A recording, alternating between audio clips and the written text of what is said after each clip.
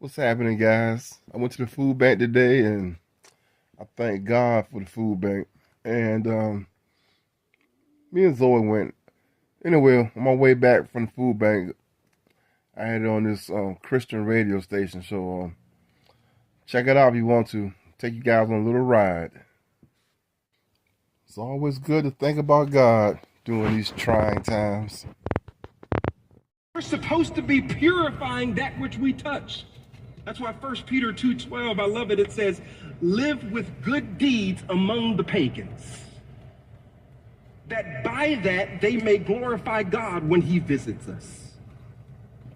We should be purifying it. Salt has antimicrobial properties in it, and what that means is it makes the environment less hospitable for pathogens and bacteria, which is why God made the ocean salt water.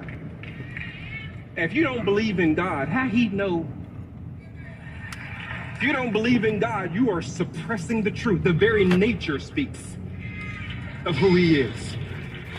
All those fish in there, in that sea, all that bacteria, everybody using the bathroom all over the place, he said, just put some salt in there. That's why some people have saltwater pools, because they don't want to use chlorine, and the salt water will clean the pool. Because it makes the environment less hospitable for pathogens and bacteria. So if things are decaying at a fast rate, it's because there is not something applied to it that makes the environment less hospitable for pathogens and bacteria.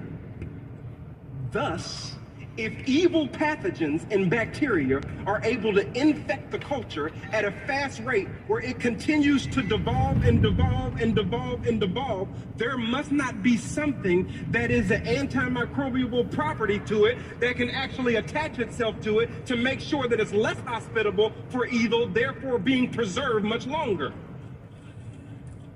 When Jesus says, you are the salt of the earth, that you there is emphatic. It means it's your responsibility as a disciple to preserve the earth. Not to be shocked, it's decaying.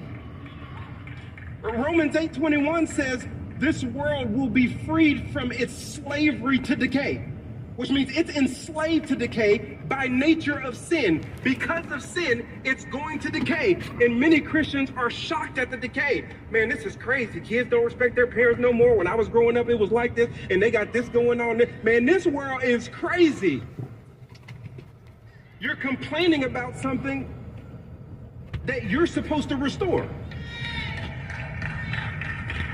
And all the craziness going on in the world, we should be fundamentally different and making it less hospitable for pathogens to continue to live in our neighborhoods.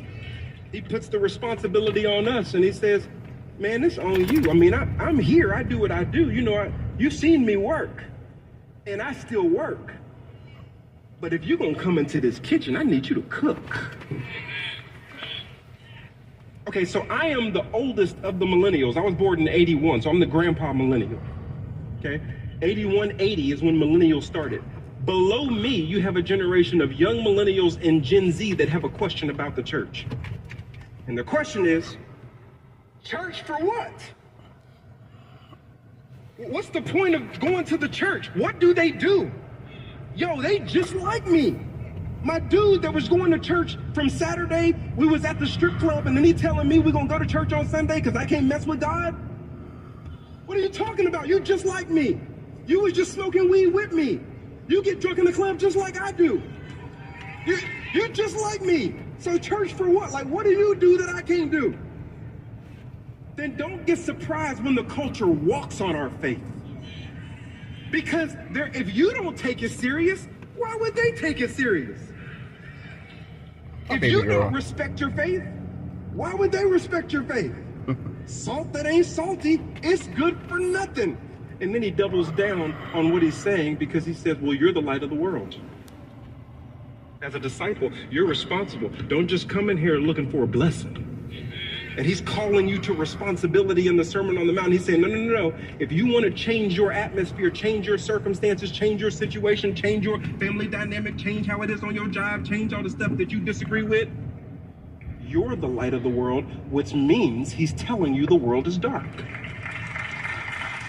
And that we are responsible in it. You know, John 1:5 says, where the light is, the darkness cannot overcome it. You know, I've heard it said that if there's light, you can't have darkness and light at the same time. Light eradicates the darkness. Well, not quite. If you don't believe me, then just wait till about 9 p.m. tonight. You'll see that it's dark outside, there's a moon, there's street lights. They actually coexist. The light helps you navigate in the darkness. It doesn't always eradicate it. When he says you are the light of the world, he's speaking more from Philippians 2:15 that says the world is corrupt and perverse, and you should appear as a light in it. Okay, let's do it. Turn the lights off. Now everybody, pull out your cell phone and turn on your flashlight. Now just look around. This is in fact what he's saying. That your individual light is not going to eradicate all darkness, but it should make you very evident in it. That when someone who's in the dark sees your light, they can navigate to you because of how you're living amongst the pagans. And they come to you and they walk next to you because they can see, because you're walking by the word, and the word says that the word is a lamp unto my feet and a light unto my path. And so I'm going to walk next to you until I get a light of my own. So rolling with you should mean I can see because I'm with you until you teach me Christ and the gospel. Then I get my righteous light and I can do it with the next person. This is what the world is supposed to look like. I remember when the first service, when the choir was here, they looked out and they said, wow. And that's exactly what the world should say. They should look out and say, wow, there's a bunch of stars out there. I want to be one myself. But then he adds this statement and he says, but some have a light and put it under. So I want you to keep your light on, but cover it up by your finger or put it under your shirt or hide it against your pants.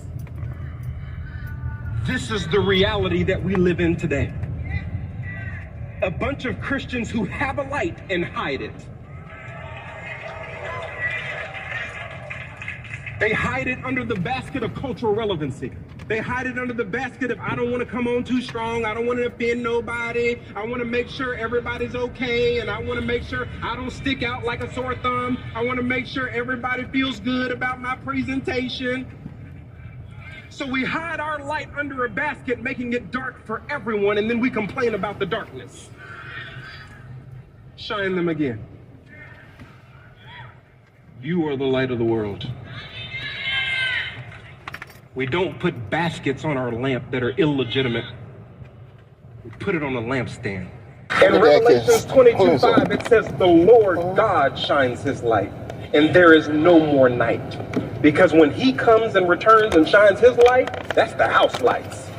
Everybody gonna be in the light then. But until that time, you're it.